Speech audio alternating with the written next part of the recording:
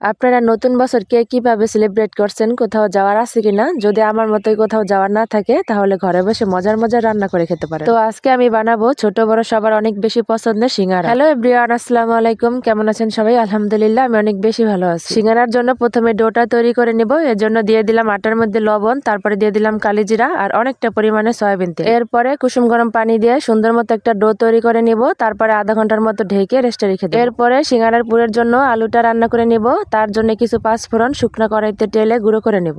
কড়াইতে তেল গরম করে দিয়ে দিব পেঁয়াজ কুচি, কাঁচামরিচ কুচি আর পাঁচফোড়ন। এগুলা কিছু সময় ভেজে নেব। আমার দেখানো রেসিপিতে বাড়িতে অবশ্যই ট্রাই করবেন, এটা অনেক বেশি মজা হয়। আমি দ্বিতীয়বারের মতো তৈরি করছি কারণ প্রথমবার অনেক বেশি পছন্দ হয়েছে। যখনই দেখবো পেঁয়াজ আর কাঁচামরিচের কালার চেঞ্জ হয়ে গেছে তখনই একে একে বাকি মশলাগুলো দিয়ে দেব।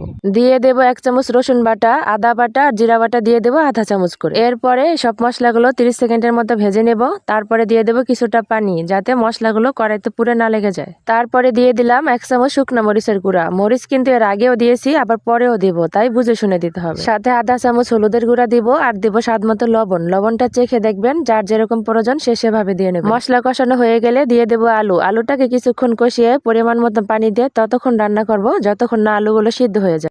সব পানি শুকিয়ে গেছে, আলুও পারফেক্টলি রান্না হয়ে গেছে। এবার গ্যাস অফ করে বাকি উপকরণগুলো দিয়ে এরপরে একে একে দিয়ে দেবো পেঁয়াজ কুচি, কাঁচামরিচ কুচি, ধনিয়া পাতা কুচি আর আগে থেকে যে পাঁচফোড়ন ভেজে গুঁড়া করে রাখছিলাম ওইখান থেকে কিছুটা দিয়ে দেবো। সবকিছু সুন্দর মতো মিক্স করে ঠান্ডা হওয়ার জন্য রেখে দেবো। আগে থেকে আটার যে ডো বানিয়ে রেখেছিলাম ওইখান থেকে অল্প অল্প করে আটা নিয়ে রুটি বেলে নেব। তারপরে রুটির মাঝ বরাবর 2 সাইড থেকে কেটে নেব। ভিডিওতে যেমন দেখাচ্ছি ঠিক এভাবে কেটে নেব। আমি সিঙ্গারা শেপ দিতে থাকি, ততক্ষণ আপনারা ফলো দিয়ে কমেন্ট করুন কে কোন জায়গা থেকে ভিডিও দেখতেছে। রুটিগুলো কেটে নিয়ে তারপর উপর থেকে একটু পানি ব্রাশ করে নেব যাতে সিঙ্গারা পেঁয়াজ দেওয়ার পর খুলে না যায়। এবার রুটির 2 সাইড ধরে চেপে চেপে লাগিয়ে দেব। তারপরে ভিতরে পুর দিয়ে বাকি সাইড চেপে চেপে লাগিয়ে দেব। একইভাবে আমি বাকি সিঙ্গারাগুলো বানিয়ে নেব। ততক্ষণ আপনারা বলুন তো নতুন বছর উপলক্ষে কে কি গিফট পাইছেন? নতুন বছর উপলক্ষে কোনো মানুষের কাছ থেকে আমি কোনো উপহার পাইনি ঠিকই, তবে শীতের কাছ থেকেই ঠিকই পেয়ে গেছি। যাই হোক, কথা বলতে বলতে আমার সব সিঙ্গারাগুলো বানানো হয়ে গেছে। এবার অল্প আছে সবগুলো সিঙ্গারা ভেজে নেব। আমি যেহেতু রান্না বান্নায় পুরো না, তাই হয়তো